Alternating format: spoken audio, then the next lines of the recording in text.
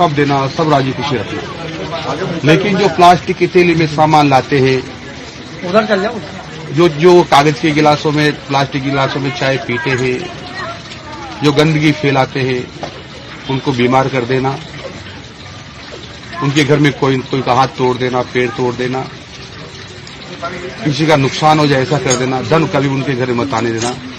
माँ तुमसे यही मेरी प्रार्थना है, ताकि सब सुखी रहेंगे यदि गंदगी नहीं रहे। क्या हुआ? अजीब लग रहा है? शर्म आ रही है या बड़े गौरवान्वित हो रहे हैं? हो भी सकते हैं भाई, आजकल कुछ मायने वैसे भी कुछ कहाँ रखता है।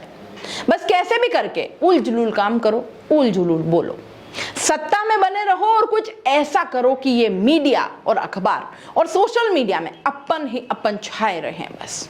और ये हमारे भजन लाल सरकार के खासम खास मंत्री, मतलब हमारे राजस्थान के शिक्षा मंत्री जी मदन दिलावर को खूब आता है। ऐसा नहीं कि ये उल जुलूल पहले नहीं बोला करते थे, पर अब क्या है, हाथ में पावर आ गई है और जुबान के साथ साथ दिमाग में भी चढ़ गई है। हिंदुत्व वाला सियासी नैरेटिव का दामन थामे मंत्री जी ने पहले दिन से यह तय कर लिया था कि भैया अपना पूरे 5 साल अकबर को बलात्कारी बताएंगे, बुलडोजर चलाएंगे और अंट शंट बोलेंगे, ताकि क्या है कि फिर अपन ही अपन छाए रहेंगे। सीधा है बॉस, अब गडकरी जैसे काम करने अगर निकलेंगे तो फिर काम ही करते रह जाएंगे। फिर क्या ही मजा।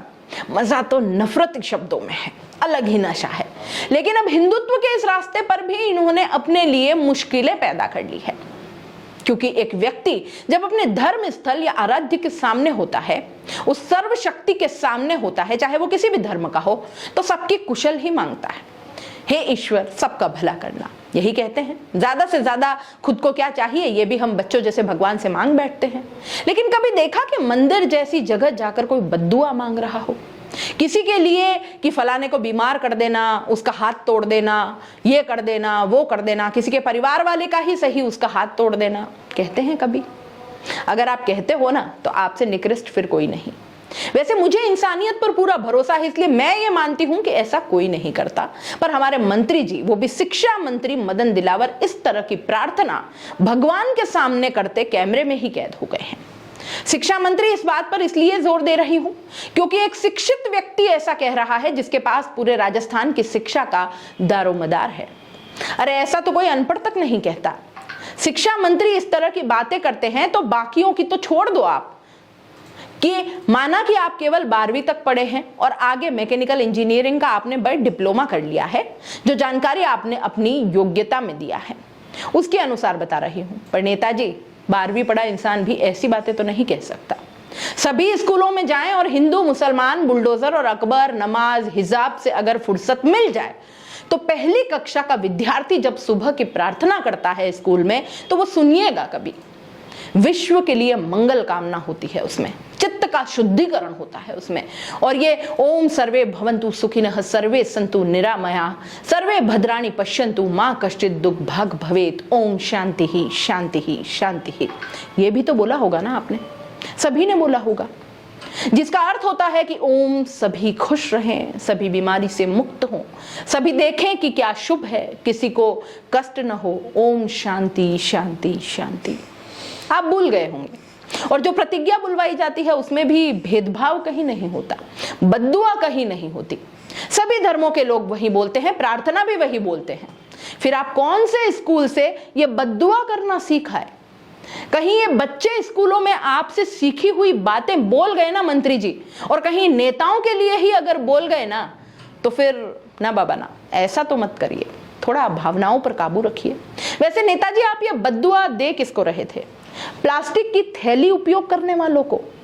वाकई में, मतलब आपको लगता है कि यही बस सबसे अच्छा तरीका होता है प्लास्टिक बंद करवाने का?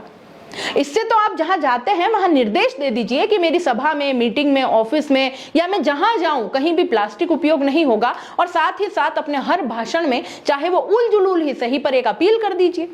ये ज्यादा कारगर होता नहीं?